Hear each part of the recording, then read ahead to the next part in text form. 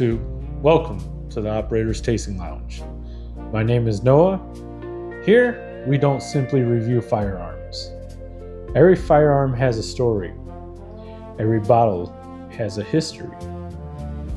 And every episode is an opportunity to preserve both. So pull up a chair, pour yourself a glass, and welcome to the lounge.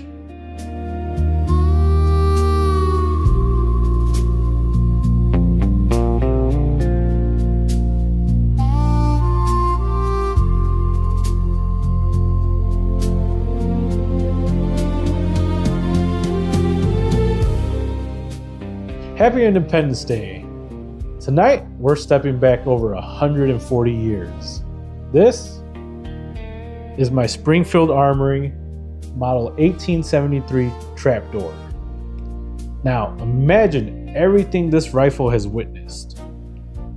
It existed before cars, before airplanes, before the inventions of radios, television, before 2 world wars, before man even touched the moon. Yet, here it is, still standing strong.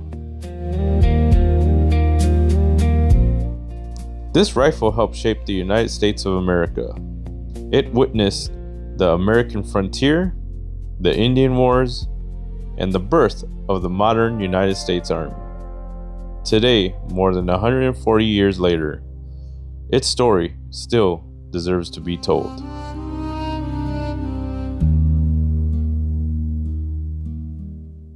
The Springfield Model 1873 entered service during one of the most transformative periods in American history.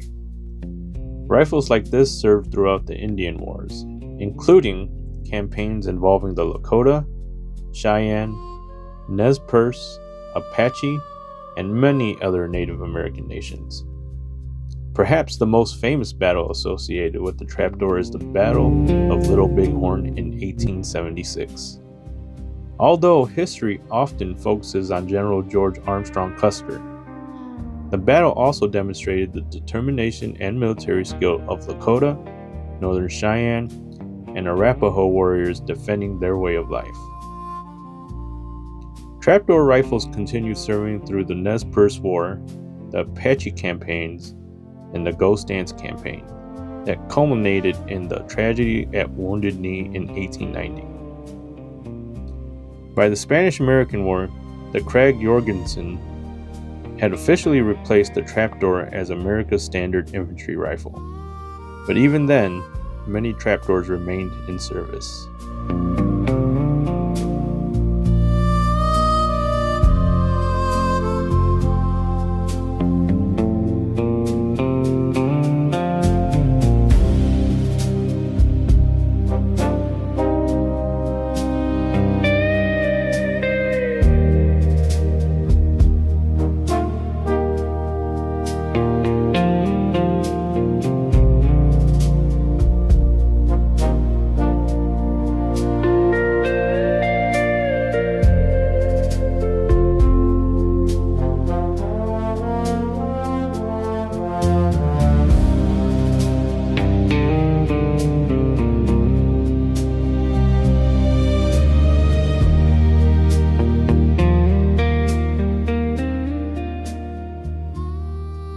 So now I'm going to demonstrate every step exactly the way they operated it. Its operation is beautifully simple. First, you'll place the hammer on the half cock. Then you'll lift the trapdoor. You put a 45-70 government cartridge in here. I don't have a dummy one to put in here. I'm not going to put a live one in here and risk anything. But now you guys know it's safe. So you put that in here, and this lever right here is what opens the trapdoor. Close it, and right here, if there was a cartridge in here, this would be popped out, allowing, once I pull the trigger, the hammer to hit that, and it would fire. So now that it's half cocked, rounds in there, hypothetically, Now you put it in full, and then you just squeeze that trigger. And that's how they did it. Imagine that. Then you'd have to do a half cock again. Remove the casing. Throw another one in there. Repeat the whole process. Fire. We've come a long way, haven't we? Today, it may seem like a slow process, but in 1873, this represented cutting-edge military engineering. And now we're going to talk about these stamps right here on the barrel.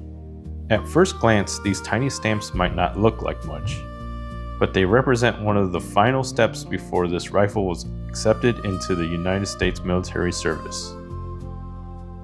The V stands for viewed, meaning the barrel passed a careful visual inspection.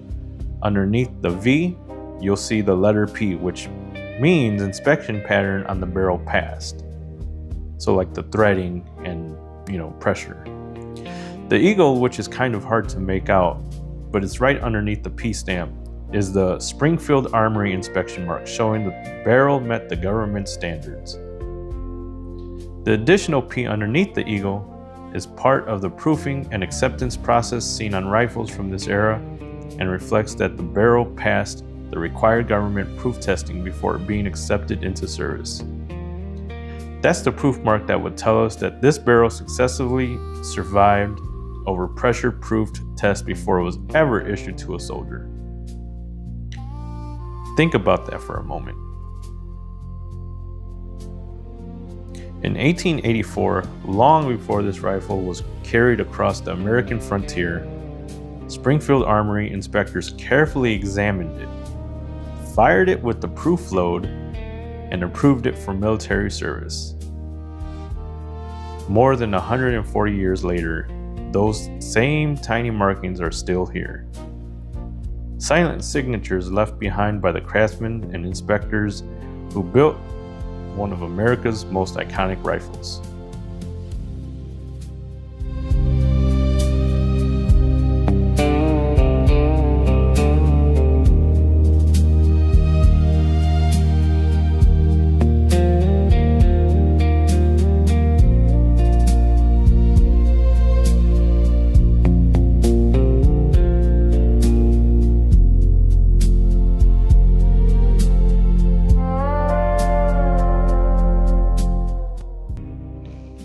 Tonight's pairing isn't about matching dates.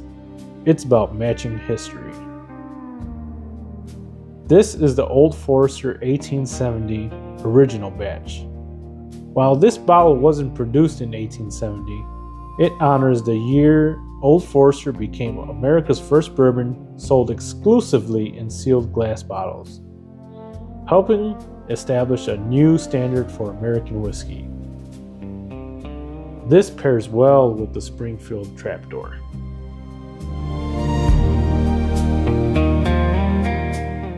Besides the rifle sits the M1874 McKeever cartridge box, designed specifically for .45-70 ammunition.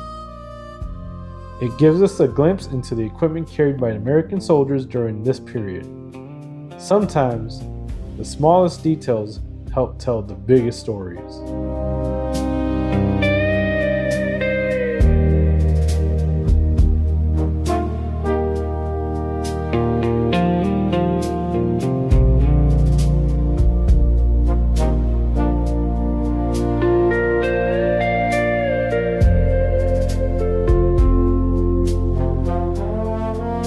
The .45-7 Government remains one of America's greatest cartridges. It's a .45 caliber, 70 grains of black powder, originally firing a 405 grain lead bullet. It earned a reputation for power, reliability, and effectiveness. More than 150 years later, hunters still rely on it. Very few military cartridges can say the same.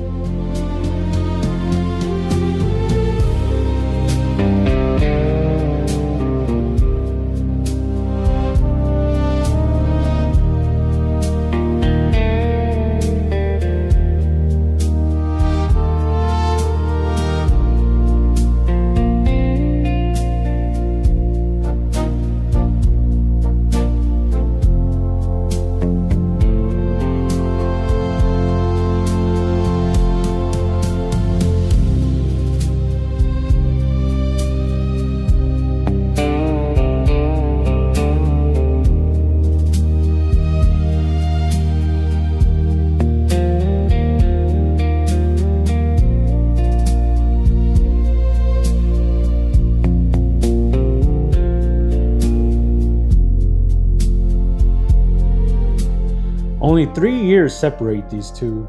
One represents innovation in American distilling, and the other represents innovation in American military arms. Together, they tell the story of a nation rebuilding after the Civil War, growing, innovating, and becoming the America we know today. It's a fitting tribute to an era defined by American craftsmanship.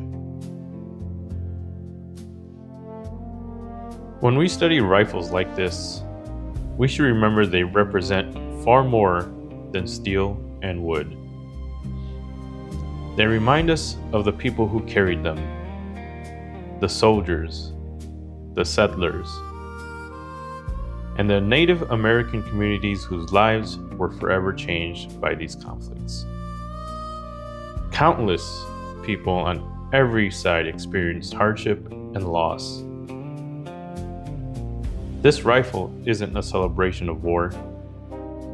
It's a preserved piece of history. One that encourages us to remember, to learn, and to better understand the people who came before us.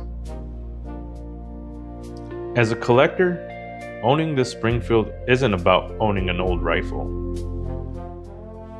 It's about preserving a story. Every proof mark, every scratch, every worn edge reminds us that history isn't locked away in museums. Sometimes it's right in front of us.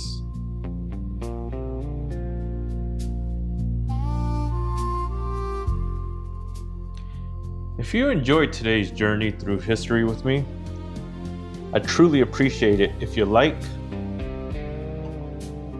subscribe, and share your thoughts in the comments section. Also, if you could preserve a firearm from history, what would it be?